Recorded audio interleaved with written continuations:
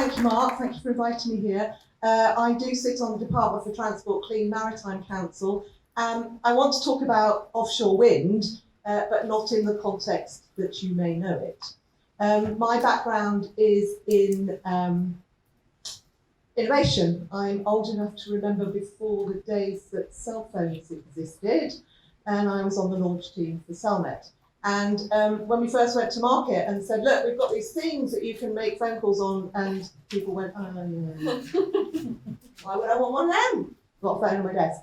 So I think the lesson from innovation is that everyone will say we don't want it until they see what it can do.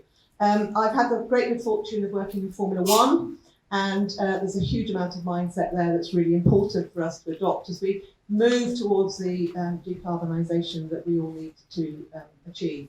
So I want to focus particularly on the maritime sector, on shipping, and I'd like to talk first of all about offshore wind energy. Now, I don't need to explain to the good people of Hull about the economic benefits of wind. Although it is intermittent, I would argue that it is absolutely predictable in terms of cost. The cost of wind is always free. The technology that you use to harness it changes as you get to scale. And I think that that's one of the key and important lessons that we need to be thinking about around these types of primary renewable energy.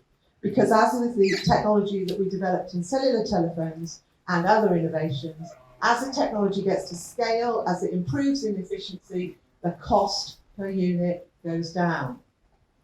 And I think that's really important because one of the key factors about all of the fuel, the silver bullet type fuels that we're trying to develop for the global shipping industry are dependent on markets. And the key thing about markets is that they are always volatile.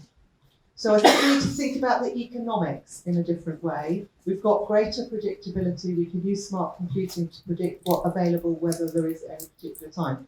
So I'm not suggesting for one moment that we can convert every ship in the world to wind, but I am suggesting that there are thousands that can use wind today and tomorrow, and they will mitigate the risks around decarbonisation through other fuels.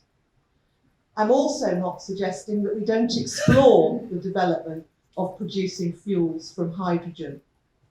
But I think we need to be aware of the energy loss that is sustained as we move through the process of the production process of hydrogen, so that we can think about, well, is there a better way to use that energy?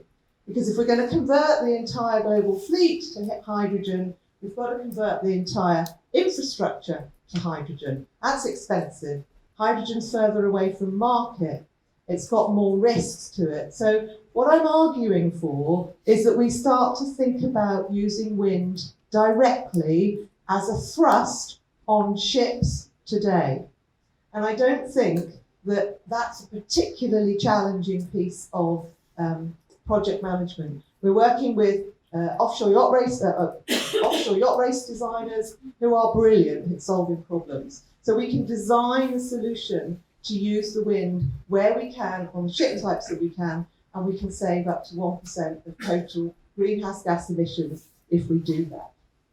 So we've just completed a feasibility study where we worked on our proprietary fast rig wing sail designs, and they use a lot of technology that you've been developing in the wind turbine industry, lightweight steel, aluminium, wings that will retract. So we spent some time at the Port of Hull understanding how we have to get in and out of ports. The rigs will retract so that we can load and discharge easily. So I think what we're looking at is a really powerful economic argument.